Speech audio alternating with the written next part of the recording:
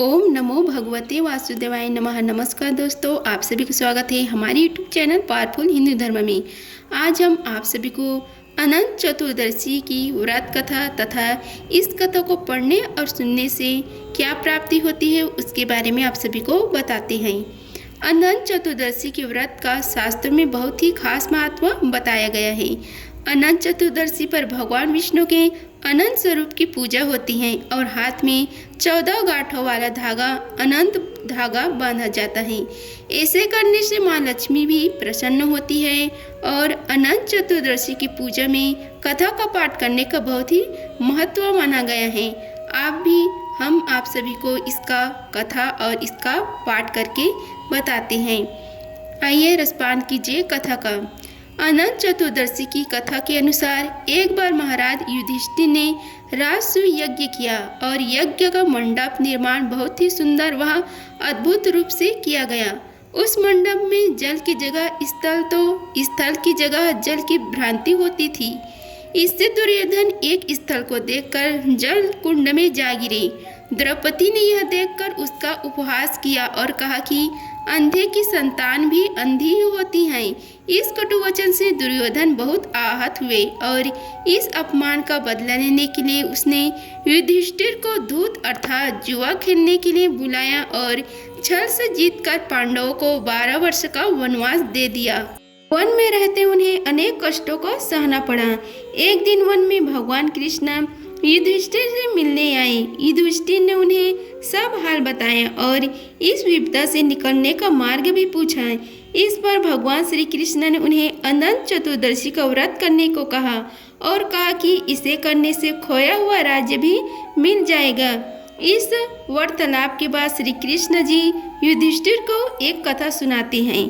प्राचीन काल में एक ब्राह्मण था। उसकी एक कन्या थी जिसका नाम सुशीला था। जब कन्या बड़ी हुई तो ब्राह्मण ने उसका विवाह कौंडिन्य ऋषि से कर दिया।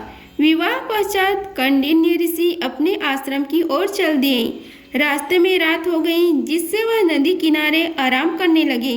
सुशीला के पूछने पर उन्होंने अनंत व्रत का महत्व बता दिया। सुशीला ने वही व्रत का अनुष्ठान कर 14 गांठों वाला डोरा अपने हाथ में बांध लिया और फिर वह पति के पास आ गई। कौंडिन्य ऋषि ने सुशीला के हाथ में बांधे डोरे से बारे में पूछा तो सुशीला ने सारी बात बता दी। कौंडिन्य ऋषि सुशीला की बात से अप्रसन्न हो गए। उसके हाथ में बंधे डोरे को भी आग में डाल दिया। इससे अनंत भगवान का अपमान हुआ, जिसके परिणाम स्वरूप कौंडिन्य ऋषि की सारी संपत्ति नष्ट हो गई। सुशीला ने इसका कारण डोर का आग में जलाना बताया। पश्चाताप की अग्नि में जलते हुए ऋषि अनंत भगवान की खोज में वन की ओर चले गए। वे भटकते भटकते निराश होकर गिर पड़े और बेहोश हो गए। भगवान अनंत ने उन्हें दर्शन देते हुए कहा कि मेरे अपमान के कारण ही तुम्हारी यह दशा हुई है और विपत्तियां आई है, लेकिन तुम्हारे पश्चाताप से मैं तुमसे अब प्रसन्न हूँ। अपने आश्रम में जाओ और 14 वर्ष तक विधि विधान से मेरा यह व्रत करो। इससे तुम्हारे सारे कष्ट दूर हो जाएंगे। कौंडिन्य ऋषि ने वैसे ही किया और उनके सभी कष्ट दूर हो गए और उन्हें मोक्ष की भी प्राप्ति हुई। श्री कृष्ण की आज्ञा से युधिष्ठिर ने भी अनंत भगवान का व्रत किया, जिससे पांडवों को महाभारत के युद्ध में जीत मिली। अनंत चतुर्दशी की शुभ मुहूर्त है सुबह 8:35 से 11:10 तक। शाम तक लोग पूजा करेंगे। इस दिन गौरी गणेश के पूजा के साथ साथ भगवान श्री हरि विष्णु का पूजन भी किया जाता है। पूजन के बाद 14 गांठों वाला अनंत सूत्र बाह में बांधा जाता है। उन्होंने कहा कि अनंत चतुर्दशी के व्रत के पूर्ण का क्षय नहीं होता। अनंत चतुर्दशी के दिन शयन कर रहे भगवान श्री विष्णु का पूजन किया जाता है। माना जाता है कि इस दिन व्रत रखने से मिलने वाले पुण्य कभी समाप्त नहीं होता। इस व्रत से सभी संकटों से मुक्ति मिल जाती है। हम आप सभी को अनंत सूत्र बांधने के नियम के बारे में बताते हैं। अनंत चतुर्दशी के दिन अनंत डोर यानी रक्षा सूत्र बांधा जाता है, जो कि पुरुष अपने दाहिने हाथ में बांधते हैं और महिलाएं बाएं हाथ में बांधती हैं। इस डोर को बांधने से पहले मंदिर में रखा जाता है और भगवान विष्णु की विधि विधान से पूजा के बाद ही इसे बांधा जाता है।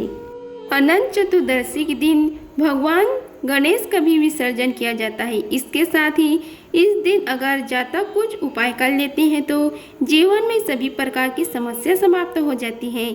आइए जानते हैं कि अनंत चतुर्दशी के दिन किए जाने वाले उपाय के बारे में। अनंत चतुर्दशी के दिन सत्यनारायण की कथा अवश्य सुननी चाहिए। उसी दिन भगवान विष्णु को पंच अमृत का भोग लगाना चाहिए। पंच अमृत में तुलसी का पत्ता अवश्य डालें। इसके साथ ही इस दिन अनंत डोरा, जिसे अनंत सूत्र भी कहते हैं, इसे भगवान श्री विष्णु के चरणों में अर्पित कर पूजा समाप्ति के बाद अपने बाह में अवश्य बांधें। ध्यान रहे यह बाएं बाह में बांधना चाहिए। इससे सारी बाधाएं आपसे दूर रहेगी, कभी भी पारिवारिक कलह नहीं होगी। इसके साथ ही संध्या के समय घी और 14 कपूर का दीपक जलाकर उसमें 14 लौंग डालकर घर के किचन में रख दे। कभी भी दरिद्रता नहीं आती है। यदि आपके घर में किसी को बुरी नजर लग गई है तो इसके लिए अनंत चतुर्दशी पर एक उपाय कर सकते हैं। इसके लिए अनंत चतुर्दशी के दिन एक कलश में 14 लौंग और कपूर डालकर जलाएं।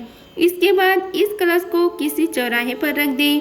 वही घर से नकारात्मकता को दूर करने के लिए इस दिन 14 जायफल लेकर किसी पवित्र नदी में प्रवाहित कर दें। इससे बुरी नजर से राहत मिलती है। अनंत चतुर्दशी के दिन सत्यनारायण भगवान की पूजा करने का बेहद शुभ माना जाता है। ऐसे में इस दिन पूजा के दौरान एक लड्डू में 14 लौंग लगाकर सत्यनारायण भगवान को अर्पित करें और पूजा के बाद इसे किसी चौराहे पर रख दें। ऐसा करने से आपको तमाम मुसीबतों से मुक्ति मिलती है। अनंत चतुर्दशी का दिन खास तौर पर भगवान विष्णु के अनंत रूपों की पूजा के लिए होता है। ऐसे में आप इस दिन किसी भी स्थान पर घी का पंचमुखी दिया जरूर जलाएं। ध्यान रहे इसे आप मुख्य द्वार, पूर्व दिशा या रसोई में किसी स्थान पर रख दें। साथ ही श्री हरि के सामने कलावे की बत्ती का दिया जलाएं। ऐसा करने से भगवान श्री हरि प्रसन्न होते हैं। अनंत चतुर्दशी के दिन पहले से पूजा सामग्री तैयार कर ली जाती है। अनंत चतुर्दशी के दिन भक्त लकड़ी के तख्त पर कुमकुम या सिंदूर से 14 लंबे तिलक बनाते हैं और उन 14 तिलकों पर 14 पूरियां, तली हुई रोटी और 14 मालपुआ, एक गहरी तली हुई भारतीय मीठी रोटी रखते हैं। अब हम आप सभी को अनंत सूत्र की धागा कैसे तैयार की जाती है उसके बारे में बताते हैं। अनंत सूत्र का निर्माण कैसे करें। अनंत चतुर्दशी के दिन अनंत सूत्र यानी रक्षा सूत्र बांधा जाता है। इस धागे को पुरुष अपने दाहिने हाथ पर और महिलाएं अपने बाएं हाथ पर बांधती है। बांधने से पहले इस धागों को मंदिर में रखा जाता है और फिर विधि विधान से श्री हरि विष्णु की पूजा करने के बाद ही इसे बांधा जाता है। चतुर्थी की शुरुआत कैसे हुई है इसके बारे में आप सभी को बतलाते हैं। पौराणिक मान्यता के अनुसार महाभारत काल से अनंत चतुर्दशी व्रत की शुरुआत हुई है। यह भगवान श्री हरि विष्णु का दिन माना जाता है। अनंत भगवान ने सृष्टि के आरंभ में 14 लोकों को तल, अतल, वितल, सुतल, तलातल, रसतल, पताल, भू, भुवः, स्वः, जन, तप, सत्य, माह की रचना की थी।